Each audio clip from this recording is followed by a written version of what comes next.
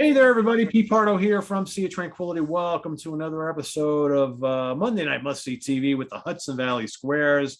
We got a smaller crew tonight. We got all the rest of the folks are busy doing other things, prior commitments. So we've got in the house, we got Sydney Taylor, we've got Ryan Scow, and we've got Rich Catino. What's going on, folks? How's everybody doing today? What's up, guys? What's up? How you guys doing? Doing good. I survived the Exhumed 24-hour horathon in Phoenixville, Pennsylvania. So we were just talking off camera about that, and I highly recommend it for anybody who's into, classic horror films. I know 24 hours sitting in the theater might sound like a lot of work, but it was a lot of fun. And so everybody who's watching and curious about it, Chris Allo and Kirk Manning and Craig Kaminsky are going to be kind of doing a recap of the whole festival on Thursday on the Monsters Den. So stay tuned for that. But for tonight, we've got an interesting topic here. So one that I've been toying around with for a while, and this mostly pertains to hard rock and metal bands, and most specifically heavy metal bands, because they're the ones who seem to do this a lot. This whole idea of bands like re-recording their old classics or re-recording old albums with like the current lineup or with the current singer to kind of give the old songs a new twist with the new vocalist, that sort of thing. So this is more kind of like a general discussion on some of the bands that have done this well or not so well, or some of the controversy behind doing this. And I guess kind of like our opinions on whether this works, whether this sucks, or whether it's okay to do every so often as long as you don't make like a habit of it. So, so basically, like, let me just throw some names out there, because we've seen, like I said, we've seen a lot of this in heavy metal over the years. And I remember the first time I think that I really started to notice that this was something that was happening. And I think in this case, this is a perfect example of where this really works. Iced Earth Days of Purgatory, which was basically Iced Earth taking a bunch of their really strong songs from those first couple of albums with different singers, and having Matt Barlow, who at the time was their, I guess, fairly newish singer, tackle those classic songs. And this, to me, these re-recorded versions kind of bury the original ones. I mean, the originals are great, but Matt singing on these songs gives it the oomph that they really needed. And so to me, this is like a 2-disc set of re-recorded old classics. That is the way to do it. And again, this is an instance of a new singer. And the songs are still the same arrangements, though. Nothing's changed about them. Exactly, they just, Rich. Yeah. Better sound production. Yeah, the production's better. It's the arrangements are exactly the same. And you got Matt Barlow in place of those, whoever sang on those first 2 albums. I know the first 2 are different singers. The guy that sang on Night of the Storm Rider, I thought was actually really good. The guy that was on the first self-title, I didn't care for. Yeah. But I think historically, if you polled every Iced Earth fan, I think probably 90% of them would probably say Matt is historically, because they've had singers since them, obviously Ripper, and I don't even know the new guy's name, or whoever it was where the band went. But I think everybody would agree. Matt's probably Stu Block, yeah. Yeah, Matt's probably. Who did something? So to hear him on those songs, I think, like, kind of going back on it, I know at the time he was the new guy, but now it's like, yeah, he was the best guy in the band, and his voice kind of fit that stuff really well. Yeah, he's deemed as the classic guy now, right? And so for a lot of people, all the versions of these songs on here, like, Angels, Holocaust, Storm Rider, Pure Evil, The Funeral, Burnt Offerings, these are the definitive versions of those songs for a good chunk of the fan base, anyway.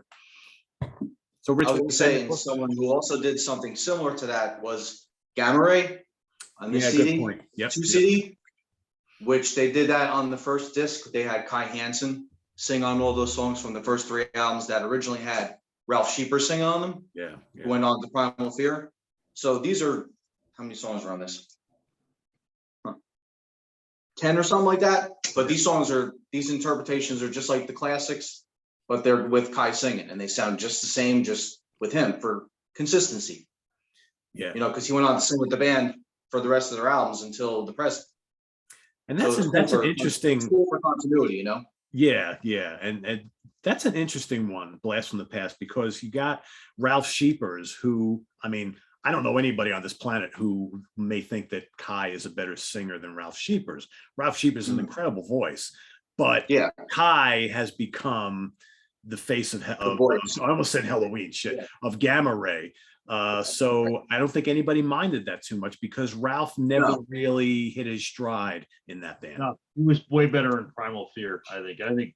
Right, but there's some great songs on Heading for Tomorrow and Sign No More and Insanity and Genius, the third album. Yeah. But this is not every song. It's only select songs from those first 3 albums that they picked. Right. You know, but they sound great. I love it. I think it totally works then when you do that. Well, go ahead, Ryan. I'll tell you what, the one band came to mind for two different reasons that stuck with me as the most interesting example of this within metal. And that band is Sodom. And they did 2 totally different reasons why. So the first one is their first EP in 1984 was kind of the iconic In Sign of Evil, like kind of one of the first black metal albums. It's also early German thrash. So I love it. Obviously, it's very raw. So many years later, the main guy in the band, and they're kind of like a Motorhead situation. The main guy is the bassist, vocalist, Tom. Other people have come and gone, drummers, guitarists. In the mid 2000s, they had a different lineup. They didn't sound like that anymore. And Tom comes out and he's like, I'm going to get the guys that played on the original EP that haven't been in the band in decades, haven't really been in music in decades. They just kind of like fucked off to their own thing. And originally that was supposed to be a full-length album, but record labels, we're brand new, so they didn't let us record the whole album. It was like, I'm going to bring those guys back and record it as it was originally supposed to be. And they did it as the final Sign of Evil in 2007. And I like it. It's a cool idea. I like that he brought back the original guys that were on that EP because they weren't even on the first. Well, one of them was, but I think the other guy wasn't even on the first album anymore. And they recorded all these other songs that were previously unheard. There's a whole bunch of songs on here that they redid all the songs from the EP, and then they recorded all these new songs. So now it's a full-length album, and it was cool. You could tell that the other guys hadn't kept up with music because it's sloppy as shit. But the original EP was sloppy as shit. The original's like that too, though. It is, and now it's like the guy has, you sound like you haven't practiced your drums in 20 years. But Sodom didn't sound like that anymore because they got a lot more tighter and professional over time. Now they were much more competent, for better or worse. But in this, so it kind of stood out among their material at the time that they did this. It was cool. I don't know. I thought it was a pretty cool little diversion. Just the circumstances that they dug up these old tracks that have been sitting in the vault, and they got the old guys back. And then the other one, which I think is kind of a cool story. I don't know if there's any other band that falls into this situation. So again, I'm going with Sodom. So then they record their first proper full-length album, Obsessed by Cruelty, but they recorded it twice. So they recorded it. This is kind of a cool fuck up. They recorded the album, they send it to the record label, and the record label's like, this is shit. It sounds like shit. We're not going to release it. Fuck off. Do it again. So they go back in the studio, different guitarist, different studio, different producer, whole different circumstance, slightly different track listing. They record the whole album again. And that arguably sounds a little better. And then the record label messed up, and when they finally came time to release it, they released the original shitty version. So like most versions that because this version here, not only is it in the Sign of Evil, but it's also this is the other cover too from Obsessed by Cruelty. It has the crappy version. So it turns out for years, the version everybody heard pretty much worldwide, I think there might have been one pressing in like the late 80s. That was the better version. So it never even made it out. So they recorded this whole other version. It vanished. And then I got this I brought this out because this is a cool LP. It's got the wrong version, which was released in America, which is the one that anybody knows Sodom knows. And then it's got the right version, which was re-recorded. And this was rare. Like this only came out a couple of years ago, where you get this cool double vinyl gatefold with both versions. But for years, I'm like, I want to hear the German one. I think it popped up on YouTube a couple times. But so that's like a weird version where the band records it, then they re-record it like immediately, like a couple months later. Then the wrong version comes out. So I don't know if any other band I can't think of anything that falls into that boat. But yeah, it was just cool to and you know what? I think I'm so used to the American version, the wrong version, that I heard it, and that's just kind of like what I'm used to. But the other one's good too. They sound totally different guitarist, different studio, everything. So it's like a whole different band, kind of. Mostly the same songs except for one or two. But yeah, so it's incredible that a record label would allow that to happen. It was. I was reading up on it. It was just a total mess up. Like they sent the wrong one to master. By the time they realized it, it had already been pressed. It's like, well, fuck it, it's already out there, so let's just let it roll. But then it stayed wrong for years, and this version came out in this is 2016. So 2016, finally, like 30 years later. All those years later, yeah. 30 years later, you could actually get the version that they wanted to release, and whatever. And of course, Tom's got his signature ball haircut from the mid 80s, which I'm sure he reflects fondly upon now. So yeah, it's the coolest fan I think that was Sodom when it came to this subject. So. Cool. I'm going to follow you up on that. Speaking of German thrash, I picked when Destruction did Thrash Anthems, and re-recorded all those classics, which I thought worked really good because, again, like you said, talk about shitty sounding albums. Those first few albums, production's not very good, but now when you get these songs on this, they sound incredible. See, to me, I knew Ryan was going to be like, yeah. You prefer the bad versions? Oh, by country miles. Yeah, I couldn't even say. Really? So do you like what they did here though, or no? I don't mind it. I don't think it's bad, but I hear it. I'm like, okay, that's cool. I didn't spend money on it, but like Sentence of Death, especially, because that just sounds so like raw and evil, and nasty. It does. And and plus those are the versions I've always been familiar with. So here's the thing, though. What's interesting, though, and in both of those, in both Sodom and Destruction, and I'm sure about more other stuff that we're going to talk about, it's like you have to wonder if they're appealing to newer fans who never heard those original albums, right? And so now we've got these kind of a little more cleaned up, better produced versions of classic songs for people who weren't, listening to Destruction or Sodom back in the mid 80s, right? Yeah. And to them, they might hear those new recordings and they're like, oh, this is great. This is what the old stuff sounds like. Woo, win. I think you're on to something with that. Yeah, because those old stuff in both of those cases is very, very primitive and raw, but they don't sound like that anymore. So you get some younger fans and they're like, whoa, that's a little rough around the edges. Yeah. So it's a good way to kind of like clean it up. For me though, personally, I like the old stuff by a mile, but that's it's obviously all subject to taste. So yeah. I actually prefer the Destruction over the old stuff, but when Testament did it, I still prefer the original Testament recordings over what they did when they did this First Strike Still Deadly. Oh, I'm gonna go. That's funny because I had that too, and I kind of like the other cover. There's the other cover. Yeah, I like your cover better. This is kind of blah. Yeah, this is the reissue cover. I like the new one more just because I don't know. This one? I think Chuck's vocals these days sound a little better, and I don't know. I like the drumming on this more. The drumming's like really propulsive. And my issue with this is I don't think the versions sound all that different.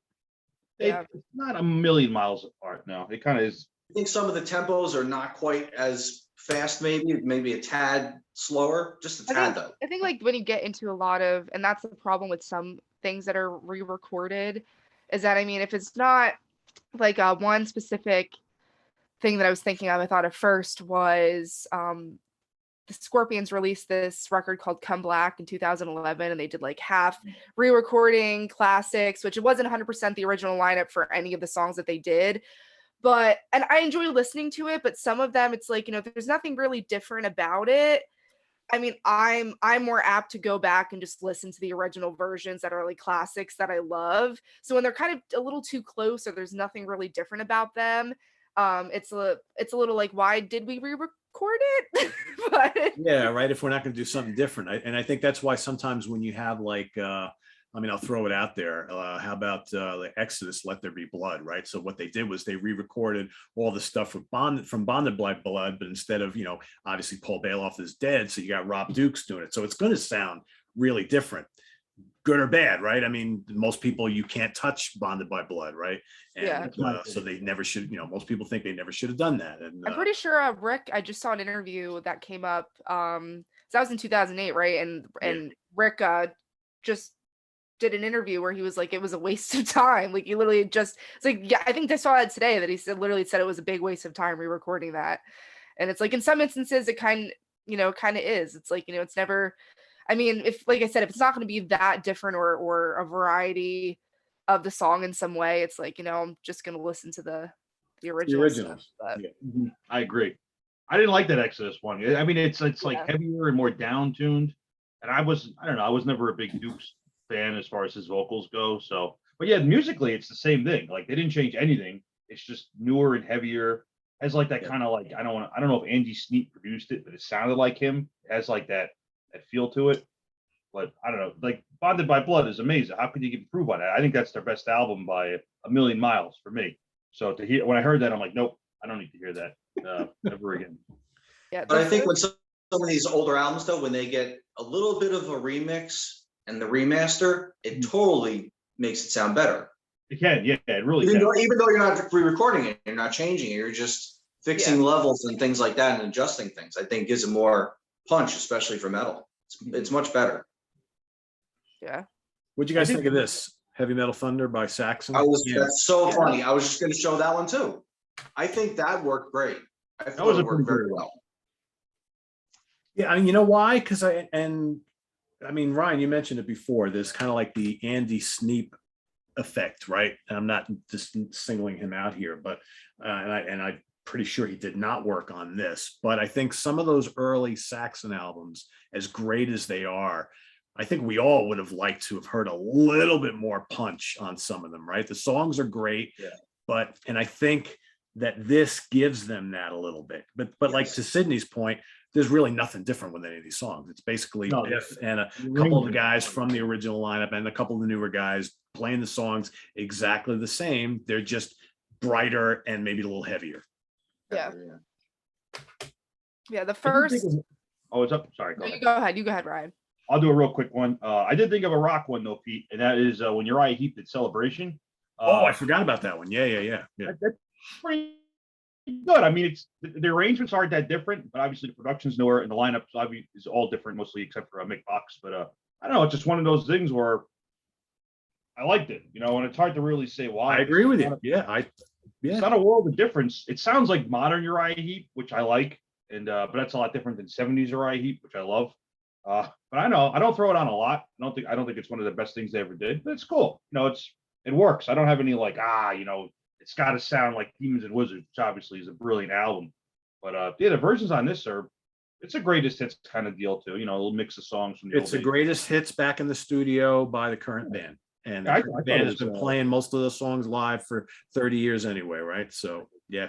I thought it was very good. Yeah. Sydney, you had something else for it.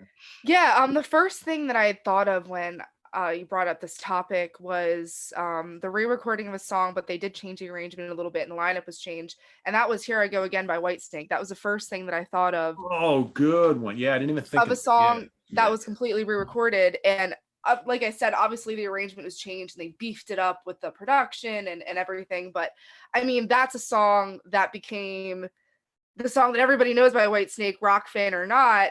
And a lot of people don't know, other than, the content is pretty much the same. I think a couple lyrics were changed here and there. But I mean, a lot of people don't know that was originally recorded years and years before without the production and without, kind of the John Sykes-ness of it all and of the 87 record. And that was the first thing I thought of re-recording a song and yes, changing a little bit. And it's for a certain market.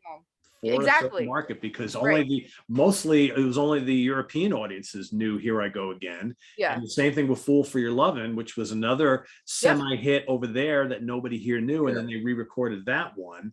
And then also Crying in the Rain was on an earlier album, and they did that on the 87 album and beefed it up with this ridiculous amount of Sykes guitar, and it became like a true heavy metal song, which the original is very bluesy. Great, but in fact, I didn't even think of those are really good examples. And that's one of the few times Here I Go Again where the re-recorded version is a huge single, bigger than the original version. I don't think how many bands have had a re-recorded song that was a huge hit. I don't know. I can't even think of anybody else. All of the versions that you just mentioned of all those original songs, the new versions are what everybody knows. Yeah. Yes.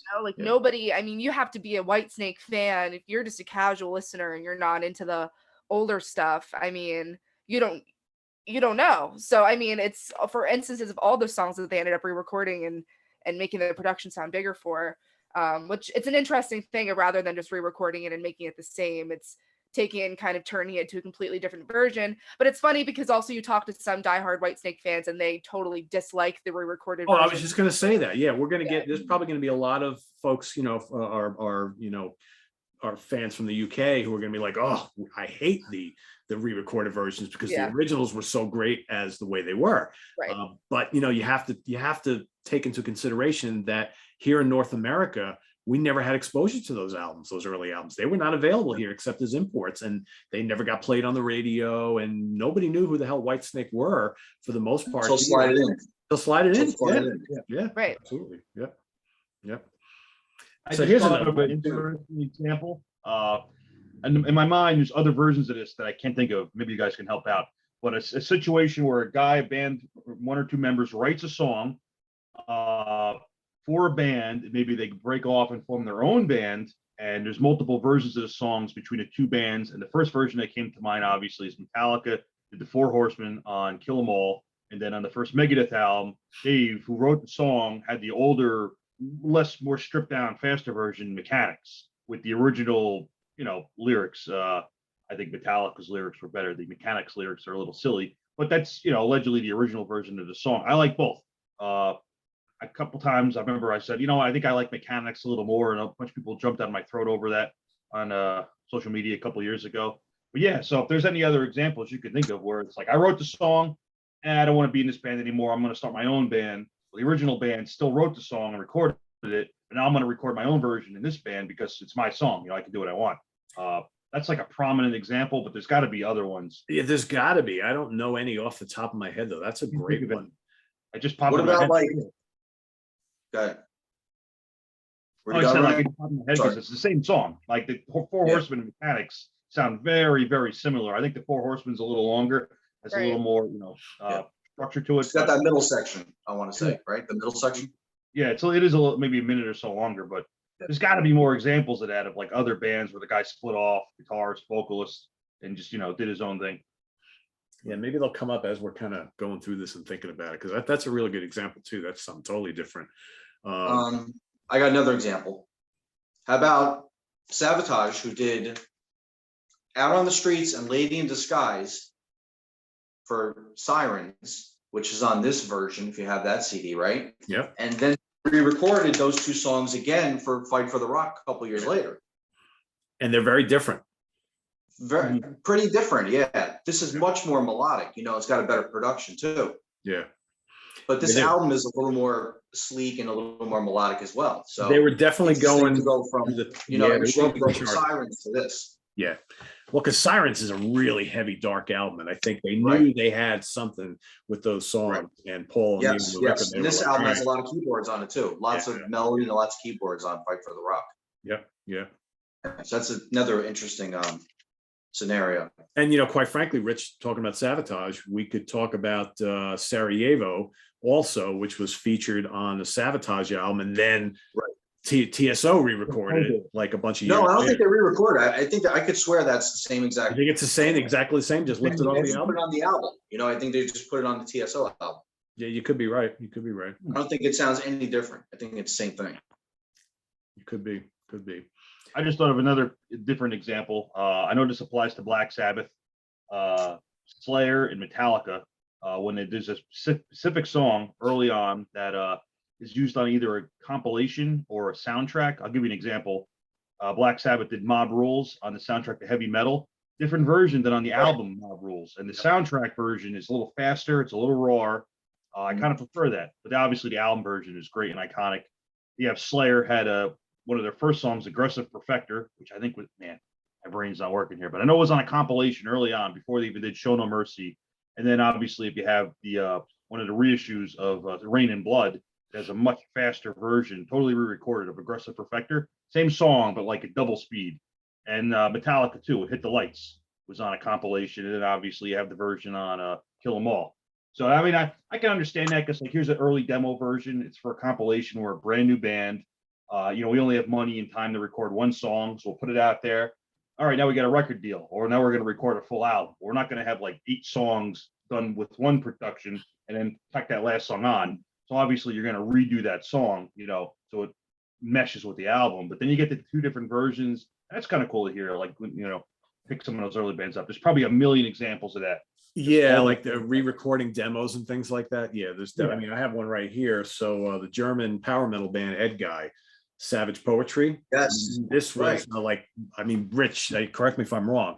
The original Savage Poetry was like recorded before they got a record deal, and Yeah. it was like long out of print. So they basically said, all right, let's just re-record the whole thing. And they did Yeah. that back in whatever year this was, 2000 something. I don't even remember. 2000. So about a decade later. So, and Yeah. it sounds great, right? Again, I never heard the original demo, so who the hell knows? But so that's one of those cases where it works. yeah, where it does work. So here's Yeah. something that this is the controversial one. And actually, I have a couple of them on my list. So Ozzy and Sharon decide to go right. Exactly. Yeah, exactly. They decide to go and take Bob Daisley and Lee Kerslake off the original recordings of Blizzard and Diary and bring two other folks in there. And so this way they can re-release and reissue those two classic albums so that they don't have to pay, Bob and Lee anything. And just everybody can agree that does not work. No. Pete, let me say something. For years, I had Diary of a Madman, and I loved it. I think it's his best solo album. But for whatever reason, because you can't get everything, I just didn't own the first Ozzy album. And I was in Vintage Vinyl in Forge, New Jersey, which recently closed. Great record store. It's a shame it closed, but I was buying music there quite a few years ago, and I saw on a discount shelf they had Blizzard, Blizzard of Oz, for brand new for $2. So I'm like, well, yeah, I'm gonna buy this out, of course. So I bought it $2, got home, and it had a sticker on it that said it, but I didn't read it because it was only $2, and I threw it in with my other purchases. I put it on. I'm like, this does not sound right. Like, not even the production on the bass and the drums, especially the drum, was very modern. Had again that Andy Steep sound, like a very big sound. This doesn't sound like it was recorded in 80, 81. So I look it up and I'm like, I swear to God, I took it out, I threw it directly in the trash. That's it. I'll That had one or two bonus tracks on it too, as well, right? Yeah, yeah. What year was that? Was that like 2002? Was that the 2002 version of that? It was about 20 years ago, I think. Yeah. Around there. Yeah. I bought them also. I had no idea that they did that. And I was like, oh, they remastered those. Great. They're going to sound awesome. I went and got them. I'm like, what is this? And then you look it up. Like, oh, that's what they did. I think that might be the second edition of remasters, because the first ones were the ones with the track listing on the back and the circle design. Yeah, you're right. I think those came out after. And then they put out those new remasters that are proper with the bonus tracks. And then maybe it's a double disc or something. I don't remember. And I have the more recent ones that they reissued. Yeah. I bought the recent ones. I guess those are good. People rightly said, what the hell is this? This is crap. Yeah. And not only is it sound like crap, but you're screwing these guys over, for money, because you don't want to pay them, what they're owed. Oh man, every part of that was shameful. I think I defy you to come up with an example of this that's worse than that. That was really shameful. That is probably the worst. I mean, there are others. I got a couple others on my list that probably people hate for various reasons, like Dimmu Borgir re-recorded Stormblast, to have the current band with have all the orchestral and symphonic stuff. And some people were like hit or miss with that. I think it sounds okay, because it sounded good. It was like a 5 out of 10. I tell you one I didn't like was I think it's because they just straight up ran out of ideas, no matter what the band says, because they'll never admit to doing anything wrong. But Man of War recorded Battle Hymns and Kings of Metal, both of which I loved. And I didn't think either album sounded bad. Like Battle Hymns had, it's their first album. It's a little raw, but not too much. And Kings of Metal, I thought always sounded great. The new versions, I don't know, it sounds like the band ate a ton of turkey and mashed potatoes and then went into the studio and they're just falling asleep while they're just playing these songs. Everything's slow. Eric Adams sounds like he's just falling asleep in the mic booth. Oh, it's terrible. They really do that because remastered them also. Didn't they come out remastered as well? Aside from re-recording, they did, but they definitely soup to nuts, re-recorded the whole albums with different titles. I think the Battle Hymns called Battle Hymns MXXI for whatever year they redid it. Oh, that's right. Yeah. And no Ross the Boss. And I wonder if that has something to do with it, because they wanted. That could be too. That's possible. Yeah, it could be something to screw Ross the Boss out of whatever. But they sounded terrible. And I love the original albums, but that band. Have you guys? What's up? Go ahead. Oh, have you guys ever heard? Go ahead, Ryan. I'm sorry. Are you done? I'm sorry. I don't think they've done anything worth the crap in a very long time. So that kind of is right in line with their more recent stuff anyways. You got I something? was going to say, have you guys ever heard Tear It Down on Hysteria? The extra tracks? No. No, I haven't. It was a B-side. There's also, oh man, I gotta look at the track listing. I forgot this now. It's not Riding to the Sun, which was an original old song from the first EP, I want to say. Okay. It's not on the first, that's not on the first album, On Through the Night. So they did Tear It Down, the original version with Steve Clark, that's on this double disc set, which are the B-sides from Hysteria, and then they re-recorded it again on Adrenalize. So there's two versions of it within a couple, with only one album in between them, from one album to the next. How bad is the re-recorded version? It's almost the same. That's one of the cases where it's almost the same. This one on Hysteria, I think, is a little bit more edgier. It's still a hard rocking song. It's a good song, but I think this one has that Adrenalize. Well, it does. It has that Adrenalize polish. So I prefer the one that's on Hysteria. I'd love to like know the reasoning behind some of those. Like, why'd you do that? Like, just why did you feel the need to re-record it and not change it?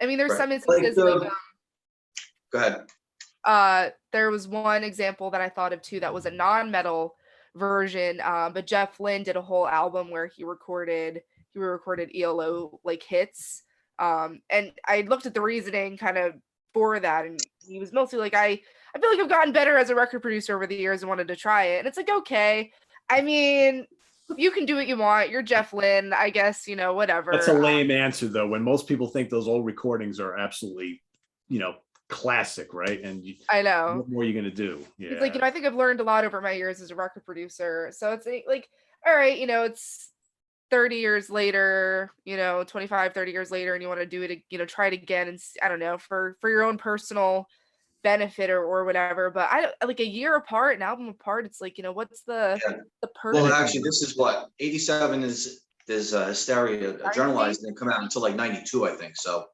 yeah, but it's still very close. Right. Yeah, just one album apart, But Ride Into the Sun is re-recorded, so it just sounds nothing like the original one from the Def Leppard EP era. So that's even before On Through the Night. Yeah. So it definitely sounds different, more produced and heavier, I think, on this one than the original, which is, more raw. That was old Leopard. So you got that On Through the Night sound. I got one I bought for one song. There's a Finnish band called Oz, O-Z. They had a great album in the early years. They were good. In the Brain. And then they came out with this one called Burning Leather.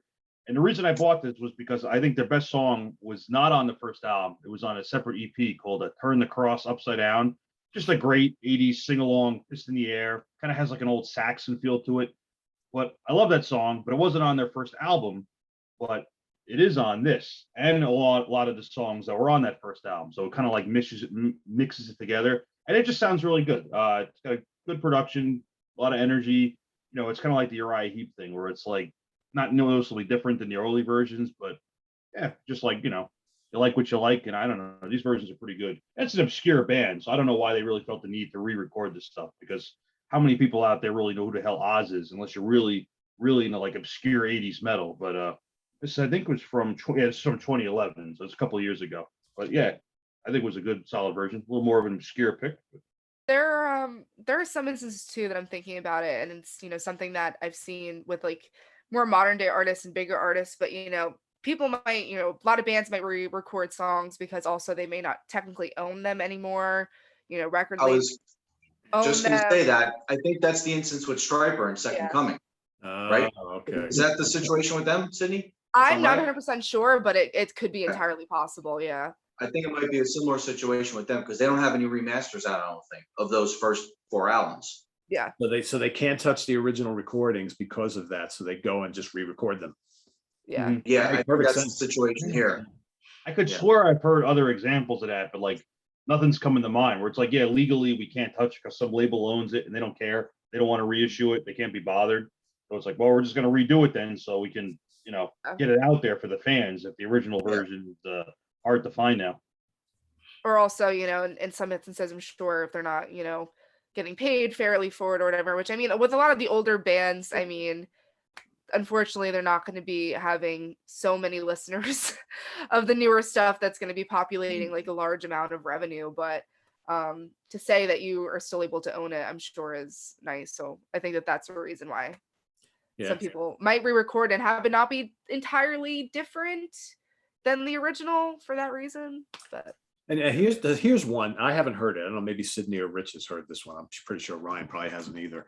So Twisted Sister went and re-recorded Stay Hungry. Stay Hungry, that's right. It's Still Hungry.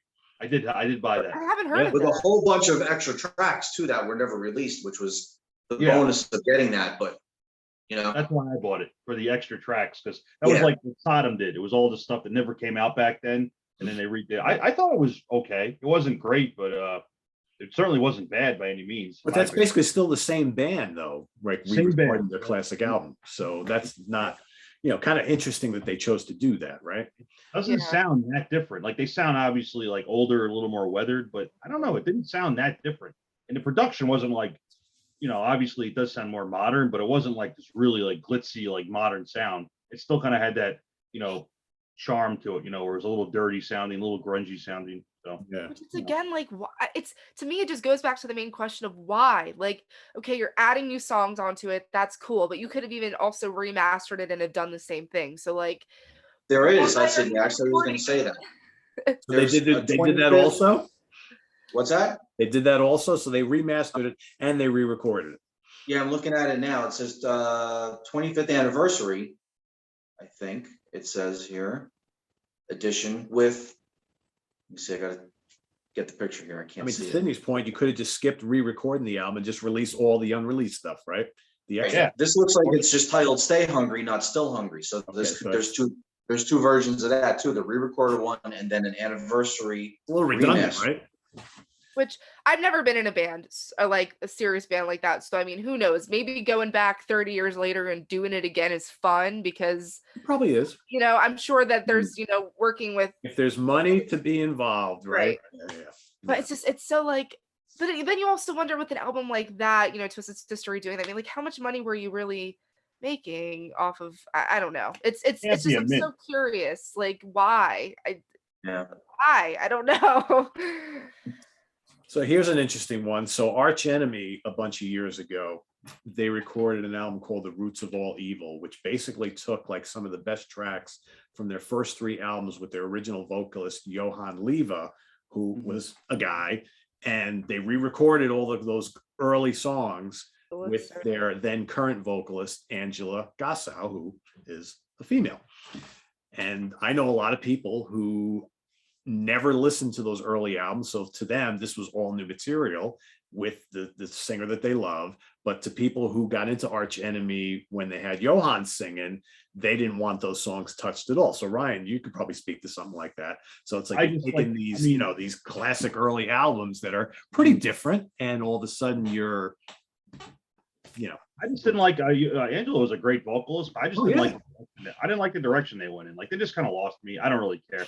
But I did like the first three a lot. So I think I heard that new version once. And like you said, I knew a lot of people that got into them later, and they're like, what's Black Earth, like Stigmata? They didn't know that stuff because it wasn't really, I remember in the 90s when they came out, it was hard to find over here, like a lot of those European death metal bands. So I tracked them down, but I'm sure they were reissued later, but they were hard to find. So a lot of newer fans, I'm like, to them, it's just a new album, right? It's just another new album. Another new album. I understand that. I didn't like it, but I'm not the target audience for that. So, I'm not going to buy it. But if somebody heard the new versions with Angela singing and liked it, that's cool. More power to you. Yeah. How about, sorry, Cindy, go ahead. You sure? You can go ahead. All right. How about Halloween when they re-recorded two songs of Michael Kiske, Starlight and Victim of Fate? Yeah. That's on The Keeper, part one. That's pretty cool. Thought that worked. That was cool. I like that one. That's pretty early on, but yeah. Oh, you know what? I got a good one. This is only really applies to live situation, but it does change the songs a lot when bands re-record their stuff live with a symphony. And I'm thinking Metallica, S&M, but a lot of bands have done it. I saw the Metallica one with the symphony in 2019. No, sorry, 1999. Yeah, 20 years before. And where some of the slower tracks, like For Whom the Bell Tolls, where there was more room for like symphonic embellishment, it kind of worked. then they're like, all right, here's Battery, or I remember Battery in particular, which is a very fast song.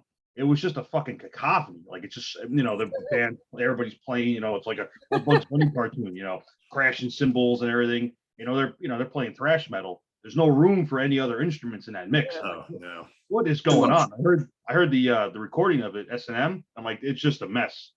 But I wasn't really into it, and I don't think I heard the Deep Purple one, and I think the Scorpions did it, but I never heard that. That my favorite. Okay, so the Scorpions. This is what I was going to talk about. The Scorpions, which I know I talked about them before already. They did one in Athens. They did an unplugged, and I don't give a shit what anybody says. Like that version of that. I mean, I love the original songs the most. Don't get me wrong, but like the unplugged that the Scorpions did in Athens was so good. Like they made them just different enough that they were different, but still the song that you loved. So you were able to enjoy, like you knew the song, you were able to enjoy the song that you already know, but they put a twist on it. Like they did like Passion Rules the Game, which is more of like, like a later 80s song, but they did that and they made it like an acoustic intro that sounded totally different, and they just killed it. Like the Scorpions did such a good job. And I feel like it's so unknown and kind of like under the radar that they did that. But you should totally check that out, Ryan, if you haven't listened to it, because I love it. Heard of that. I'm because that's if it's them doing an acoustic version, it just sounds so different. Where it's like a whole new listening experience. Yeah, the whole unplugged thing is a totally another avenue, right? I mean, Rich was holding up the Kiss one, and that that was like Sydney would like you said, Sydney, about the Scorpions albums. Kiss did the same thing with Unplugged for MTV. Sure Know Something. That's a great version. Sure Know Something. There, my favorite song on this album. Coming Home is great. I think Rock Bottom is better acoustic than it is electric. Great renditions on this album. Really cool. That's a bold statement there, Rich. For Rock Bottom? Rock Bottom. I stand behind that one. Acoustic is better than electric. Absolutely. Same thing with Coming Home. And Sure Know Something. That's my other favorite. Love them. It's great. It's definitely cool seeing the like the orchestral versions of stuff. Like, I think Jillian Turner did a couple shows where did that with like rainbow songs. It's kind of like a thing that's been happening more and more, especially like in Europe. They do like the rock meets classic type of thing. Like even Alice Cooper did it for a couple shows, and they add the orchestra. I think it just adds like a whole other level of well, obviously another level of instrumentation, but it just changes the song up just enough where it keeps it interesting. And I'm sure maybe that's what a lot of these artists are craving when they go to re-record of some kind of variation of what they've been singing for 25 or 30 years, especially some of these older bands. So it's cool to see that those shows continuing to happen because they're interesting. So here's a weird one. So how about when a band takes what is arguably the best album they ever did, but it was a really early album in their career, and the current lineup of the band only has one original member. I'm talking about Diamond Head Lightning to the Nations, which they redid last year. I never heard it, so I can't really comment on it, but that's kind of strange. Yeah. I don't know. I don't think I like that because it's just Brian Tatler now. It's Brian. That's it. Yeah. Yeah. I've seen them a couple of times with the current lineup, and they were fine live. They're great, and the albums are great, right? But it's like good. They don't really sound like that anymore, right? So that's a little forced, I think.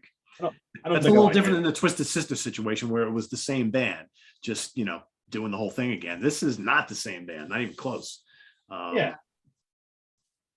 you could still buy Lightning to the Nations. It's not like a hard album to get, Right. Exactly. Obviously, but has it come out remastered though? Like Twisted Sister, you have the anniversary edition of the original recording, so you can get that remastered without having to get, Still Hungry, which is re-recorded. So you have the alternative. Does Diamond have a remaster of that, so you don't have to get the re-recording? I don't know. I don't think so. Yeah, that may be the reason why that they did that. Yeah. Another example that I thought of for that is like having barely any members of the original band in the band is Foreigner. We recorded stuff with Kelly Hansen and Jeff Pilson, and it's literally just Mick Jones and nobody else. And I don't know, I'm looking right now, I don't know if they did any remastered stuff either. I don't think that they did. Yeah. No? They did the Feels Like the First Time, which was the whole album that they did with Kelly Hansen, but I don't think that they Remastered the back catalog. Yeah, I don't think so. Well, Sydney, you bring up my next point by bringing up the foreigner one. So then there's the whole Walmart element here. So these classic bands, I'll name 3 of them, who will sell a new album exclusively through Walmart with a new album, new music, and then a second disc of all re-recorded classics by the current bands. Kiss did that. What's that? Kiss did that. Kiss did that with Sonic Boom. Journey did that with Revelation, and Foreigner did that with Can't Slow Down. All like within a couple of years of each other. So basically, you got a new album of all new material, and then a bonus disc of this is the current. That might be it. I thought AC/DC did that on one album. They did the Walmart deal, but I don't remember any new. Deal. Yeah, that was Black Ice, and no, they didn't re-record stuff. Yeah, It was just the album. yeah. So somehow they got around that because I think the other 3 bands were like all too happy to do that. It's like, oh yeah, because how many people are going to buy? Oh yeah, new Foreigner album. I don't know how this is going to be. Oh wait, but a bonus disc. I know all these songs. I'll buy that, right? Right. If it works, I guess, right? Yeah, if it works. I got an obscure example. One of my favorite bands. So they re-recorded the song on they had a song on an early EP. They redid it about 15 years later. It's mostly the same. The arrangement's a little different, but they changed some of the lyrics. And I think the lyrical change, and I like the original lyrics, and it's not markedly different, but they wanted to do it. So it's Destroyer 666. They had a song called Trial by Fire on their 2003 EP, Parabraxis. And then for whatever reason, even though it's only 4 songs, they choose to re-record it on their 2018 EP, Call of the Wild. And I've seen them play it live back then, and they played the original. And I've seen them play it live recently, and they played a new version. So it's a little different. Like the vocal patterns are different, but the lyrics are definitely a little different too. So I'm guessing that's the reason why, but I don't know. I can't think of any other examples where changing the lyrics was the reason for the redo, but Yeah, that hasn't come up at all. Yeah. Who knows? I had another weird one. In fact, I thought of it because you guys went to see them recently, Ryan. Cradle of Filth.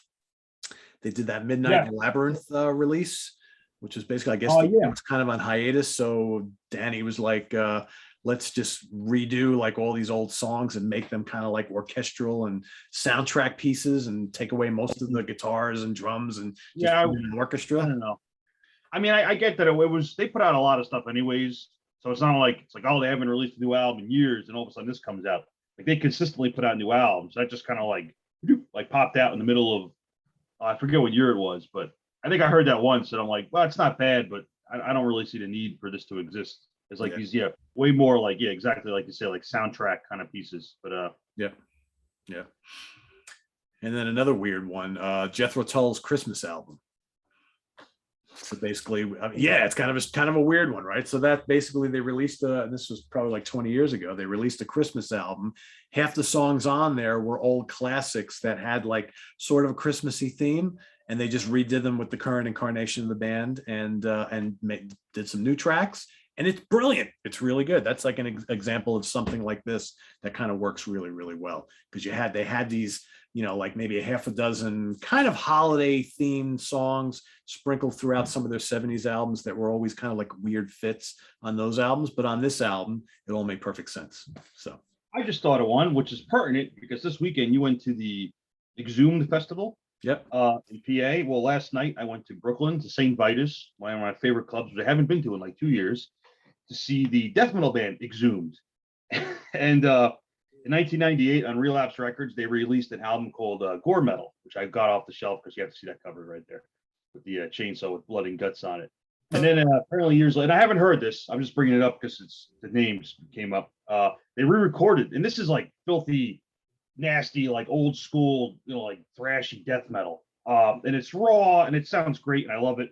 And then a couple of years ago, they redid the album. So they reissued this album with the reissue has both versions. So here's the original album. We're going to reissue it. And we re-recorded the whole album again. And here's the second disc. So I can't think of many versions of that where it's like, we're going to reissue the album and give you the new version of it. All in the same package. All in the same package. And it makes more sense for like, okay, here's an album released in 1980, which, okay, it sounds with 1980 technology, good or bad. Here's an album released in 2015 with 2015 technology. So there's a big difference. Grimy death metal sounds like grimy death metal. I don't know. I haven't heard the new version, but I remember looking it up and I saw like, that doesn't seem like they should have done that, but whatever. You know what? They kicked ass. I saw them last night in Brooklyn. They kicked ass. I didn't get a lot of sleep last night. I guess I had to work today, but whatever. Yeah. So we know what Ryan's going to be doing immediately after this call, right? Yeah. All the best nights have no sleep. There you go. There you go. Yeah, and on Saturday, Saturday I worked all day. Saturday night saw the Iron Maidens. Sunday worked all day. Last night I saw Exhumed. Today I worked all day. So you off I tomorrow? I got 4 hours of sleep in 3 days. Are you off tomorrow? Or are you working tomorrow? Working tomorrow. Yep. Oh God, go to bed. Oof. I know. I'm doing all right. A little delirious, but nothing beer can't cure. There you go. Foreigner, by the way, has a couple remasters. They do. Okay. Foreigner 4, Double Vision, the first one. So yeah, I might have the remasters. I'm not sure. You know what? While we're I talking, got a couple remasters now. I guess that was couple just a case of we have an entirely new band, so might as well record Right. the actually, entirely. all mine are remasters. I just realized all mine are remasters, so I do have all the remasters. Like Kiss did that too. They were able to remaster all their old albums too, but they still re-recorded some songs for that Sonic Boom second disc. Yeah. Got to get Tommy on some of those old classic songs. Right. Oof. I just thought of one that's a little different. It's a remaster, not a re-record, but we're a remaster. And I know I'm not alone in this because I've had this conversation with quite a few people where I think the originals sounded great or were perfect for what they were, and then they remastered it and they ruined everything. And that is Megadeth. And I'll give you 2 examples. The first album, Killing Is My Business. So the band records Killing Is My Business in '85. They waste almost the entire budget on drugs. They recorded with however much is left. It sounds raw, but that's the charm of it. It's a very raw album. They were all messed up. Dave is obviously still furious at Metallica. I think that was a remix, though, Ryan. That was a remix. I guess he decides, I'm going to make this actually sound professional, like my modern band's doing it. But that's not how I want to hear that album. I want to hear it like they wasted all their money on blow and drugs, whatever. And they go in the studio, zonked out of their mind, and then they record Mechanics and Killing Is My Business and all these great tracks, Skull Beneath the Skin. And then the other one is Rust in Peace, because Rust in Peace, amazing album, actually great production on the 1990 version. I agree. Nick Menza's drums, for my opinion, Nick Menza's drums on that album sound as good as any drum recording in metal. He's a phenomenal drummer, sounds great. The kit sounds amazing. The whole production is like very full, awesome. Guitars sound good. I hear the remixed version a couple of years ago, and it sounds like he's like hitting cardboard boxes with wooden spoons. Like, what is this? He ruined the whole album. It's like in the background, and that's all I remember is how they ruined Nick's drums. And I was upset over it. I bet you the guitars on that version sound enormous, right? Because probably that's what they did. All I remember is because the original, the drums sound amazing. That whole album is so well recorded. Yeah, he's great. Like especially during like Take No Prisoners with those double kicks, and he's doing those rolls. Amazing. The remastered version is like wooden spoons, cardboard boxes. Terrible. That's another thing too. You had. You know who did a great remix was Kicks. They did Midnight Dynamite and Blow My Fuse. Have you guys heard those? No. That's where a remix really works well because it kind of gives a little bit of space in between the instruments, but it still has punch and you still hear the riffs. You still got the bottom end from the drums and the bass. And it's not like clutter. It doesn't feel like it's over, remastered or over remixed. And it really is very punchy. I really highly recommend those 2. A remix should bring everything equally up to, yes, that's what it sounds like. Yeah. And you can hear that bass now and you can hear those drums and it's got a nice separation, but the riffs are still hard and heavy, so that's where a remix, I think, really worked for those 2. Yeah. Sydney, what were you going to say?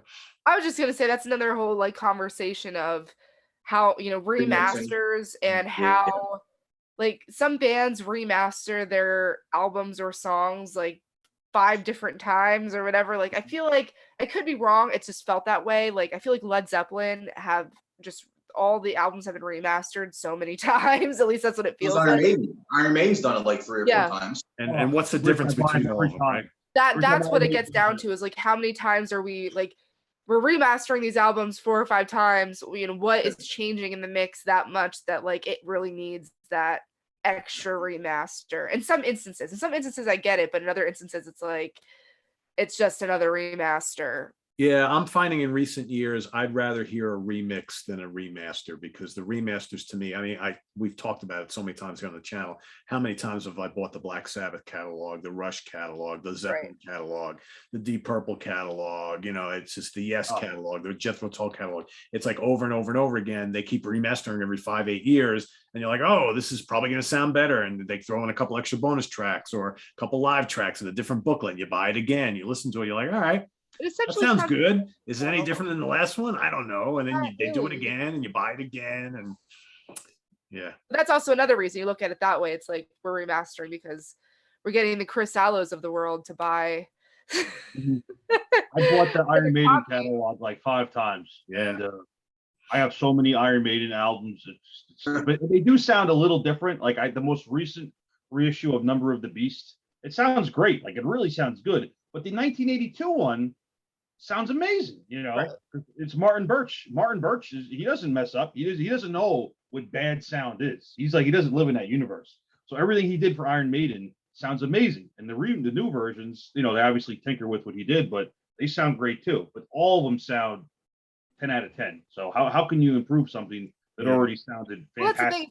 A lot of us love the classics of the albums that we're talking about, like, you know, that are being either A, re-recorded or B, remastered or remixed or whatever. So it's like, as good as something might sound, you know, like, okay, an album is maybe poorly produced, you know, let's remix it or remaster it, you know, a lot, like 9 out of 10 times, you know, you're probably just going to listen to the original because it's classic for what it is. Like a lot of the albums that Ryan was mentioning of like, we love it because it's raw and it's real and it's not polished and it doesn't sound perfect.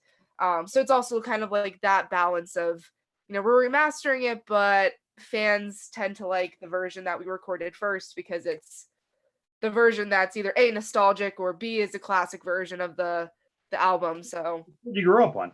Oh, Pete, speaking of Cradle of Filth, so their third album, Cruelty and the Beast, which is my favorite album by them, that album I always thought kind of sounded like crap, especially the drums. I love it, but they redid it a couple years ago. They did a full remix, and I think Danny Filth himself like kind of oversaw it. And the new version, it sounds phenomenal. It's like I don't even want to ever listen to the original again.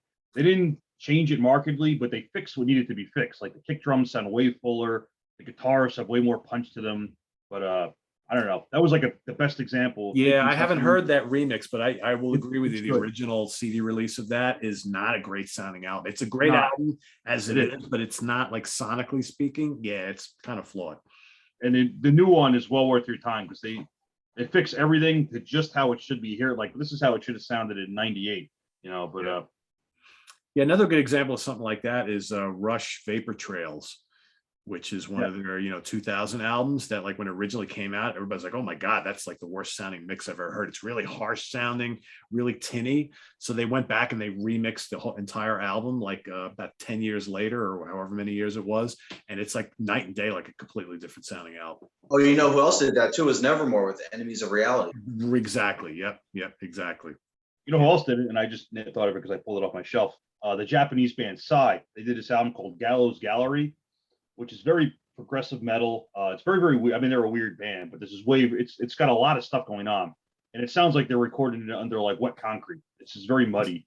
And so I like it because it's the one I first heard, but then they reissued it with an all new sound with a blue cover. And now it sounds great. And it's just kind of cool to have the two different colors here. But yeah, have such like, what's up? You were like the blue cover. The blue cover, yeah. But it's like such a, you gotta have both, right? Because you like them all. Yeah, obviously I'm gonna buy everything they do, like in all these different color combinations. But yeah, this is definitely an example of the original just sounds like crap. There's no other way around it. But this one sounds way better. Cool. Sydney, before I forget, what's your wine of choice tonight? Cabernet Sauv. It's a really cheap wine, not gonna lie. It's the kind you get out of a box because Nothing wrong with that. Hey, I had a delicious glass of Chianti last night with my dinner, and I was like, "Woo! I haven't had a glass of wine in a while. I enjoyed the hell out of that." So Yeah. I got one more because it's the opposite of what we're talking about. Most of the stuff we're saying, especially Rich has been saying, are we remastered it, we remixed it, we made it sound cleaner, better, newer. One of my favorite bands on the planet is Voivod, and their later stuff got more prog metal, cleaner sound, better and stuff. But the early stuff, if you're familiar with the early Voivod albums, especially the first two, they sound hellacious, and I love them, but they sound raw. So the second album, which is the rawest of the bunch, is called Roar, with all those R's and O's. yep. So they reissued it, and the drummer Away was responsible for this, and he did what I wanted it to do, which he made it sound even rawer. Like the bass on this had like a very Lemmy kind of sound, like a super distorted, filthy, like blown out bass. They pushed the bass up in the mix and they make it sound even more filthy. So I think they improved the album by just making it sound like even more like just disgusting. But it's also, they boosted the volume level, so it's like kind of, it has that whole effect to it too. But they reissued a bunch of their albums, and these ones, the third one, Killing Technology, I think it's actually like louder and clear. Bass drum has more kick, like stuff like that. And same with the fourth album too, Dimension Hatros. So those have a better production to begin with. But yeah, I heard this one. I'm like, man, it didn't sound disgusting enough, but now it's just absolutely filthy. I love it. But yeah, I had to buy these. Then I got the one existence where we made it sound even more disgusting is probably appealing, right? And it was good. And there's no way, like if you've heard this album, there's no way you can make this sound like it just sounds like a total like two chainsaws fighting each other. Oh yeah, yeah. There's no way around it. It just has that sound, and that's why it's great. It's got like that early 80s kind of Slayer, like Motorhead, like old hardcore punk thing going on to like the production. So that's the only way they could have gone, is just make it even more of that, and it's cool. It's very, I think they did a good job, but, obviously they didn't hand it off to some whoever, the guy in the band, he wanted it that way. So they did that on purpose. It wasn't a mess up, but yeah, that's the only example I can think of where they made it better by making it worse. I remember buying that album when it came out from Steve at Rock Fantasy. These are the early days of Rock Fantasy, and bringing that home and putting it on my turntable. And I was like, wow, this is some harsh music.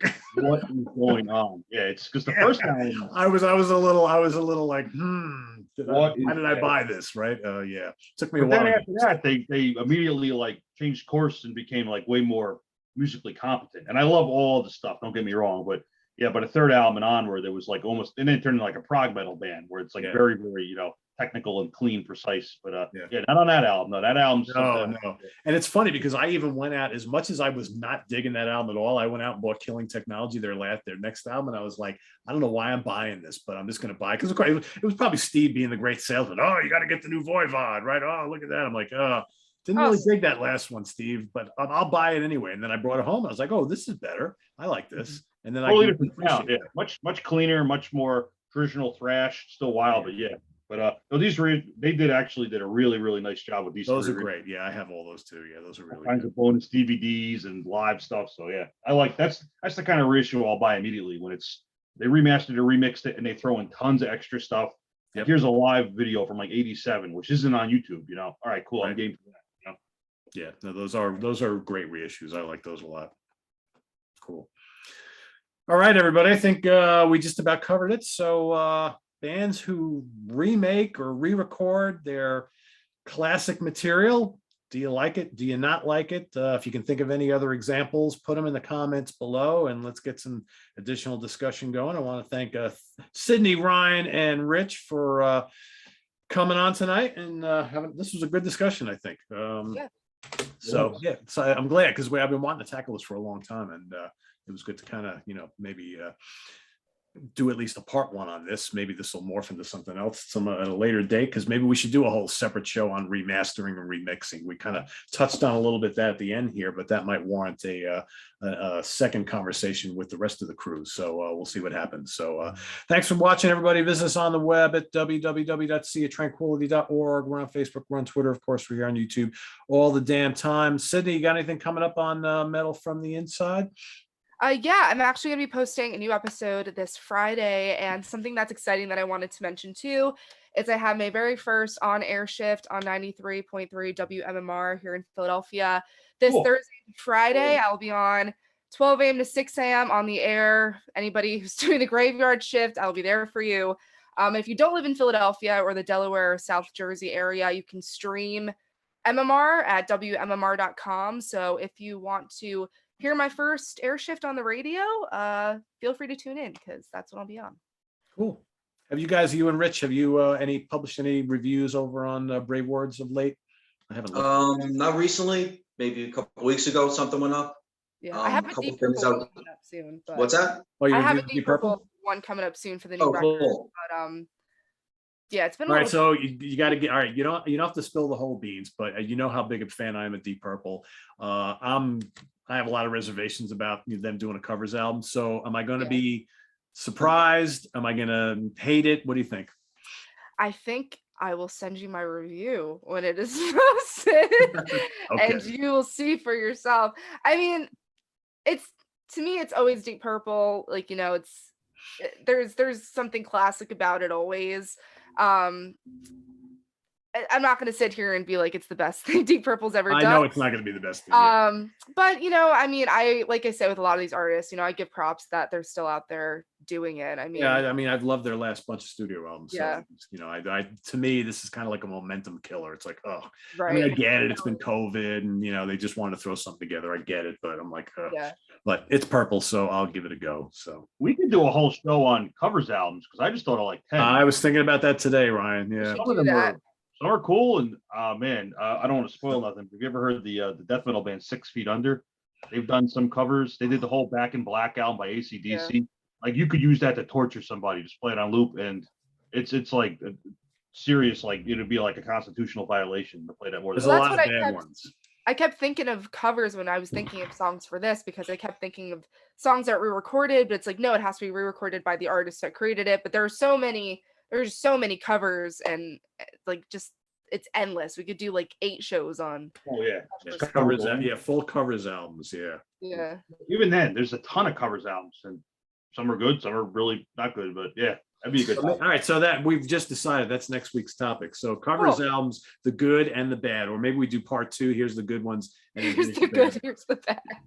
We're probably gonna have a lot more bad ones, right? But yeah, I think mostly bad, but there's some good ones. But yeah, no, there are. Yeah, there's some. I've heard some in recent, but it's amazing how many of them. Like I just check this out. This just came in the mail today. So this is an all-star cast of rock and progressive rock icons doing the entirety of Pink Floyd's Animals album, and it's got like everybody's on here, like Graham Bonnet, Vinnie Moore, Jordan Rudess, James Labrie, Billy Cobham, Joe Bouchard, Rick Wakeman, Arthur Brown, Carmine Appice. I mean, it's like the list of people on here. It's ridiculous, but there's a ton of this type of stuff that's been coming out in recent times. So yeah, it's so many of them. All right, so that's going to be next week's topic, everybody. So on the fly decision here.